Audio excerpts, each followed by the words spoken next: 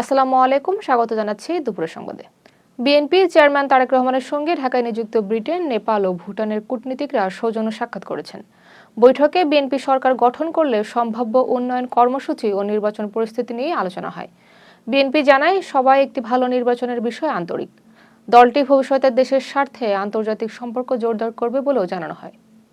নোয়াখালীর কবিরহাটে এক যুবককে প্রকাশ্যে পিটিয়ে হত্যার ঘটনা ঘটেছে। ঘটনার পর তাকে ডাকাত আখ্যা দিয়ে একদল যুবক মিষ্টি বিতরণ করে, যা এলাকায় চাঞ্চল্যের সৃষ্টি করেছে। পুলিশ জানিয়েছে, নিহতের বিরুদ্ধে একাধিক মামলা ছিল। ঘটনার তদন্ত চলছে।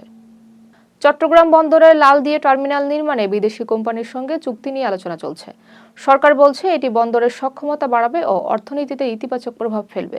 তবে কিছু মহল এটিকে সার্বভৌমত্বের প্রশ্নে বিতর্কিত বলে দাবি করছে।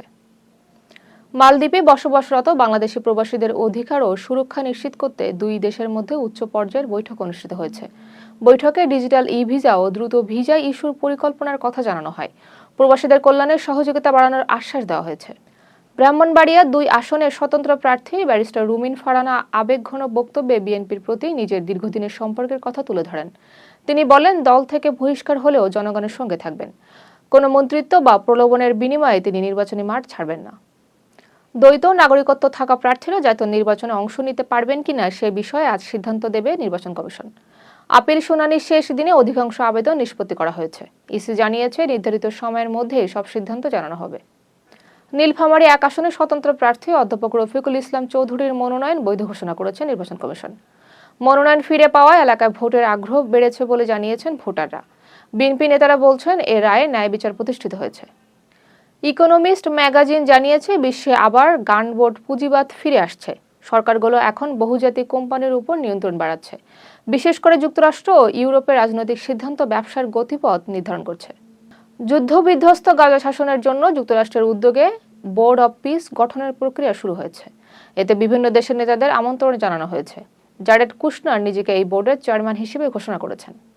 ভারতের বিমান চলাচল নিয়ন্ত্রণ সংস্থা ফ্লাইট বাতিলের দায় ইন্ডিগো এয়ারলাইন্সকে রেকর্ড জরিমানা করেছে। একই সঙ্গে কয়েকজন শীর্ষ কর্মকর্তাকে সতর্ক করা হয়েছে। কোম্পানিকে কাঠামোগত সংস্কারের নির্দেশও দেওয়া হয়েছে। ইরানের সর্বোচ্চ নেতা আয়াতুল্লাহ খামেনি প্রথমবারের মতো বিক্ষোভে ব্যাপক প্রাণহানির কথা স্বীকার করেছেন। তিনি এসব মৃত্যুর জন্য যুক্তরাষ্ট্রকে দায়ী করেন। মানবাধিকার সংস্থাগুলো বলছে, নিহতের সংখ্যা ৩,০০০ ছাড়িয়েছে। ইরানে চলমান বিক্ষোভের মধ্যে দেশটিতে নতুন নেতৃত্বের প্রয়োজন আছে বলে মন্তব্য করেছেন মার্কিন প্রেসিডেন্ট ডোনাল্ড ট্রাম্প।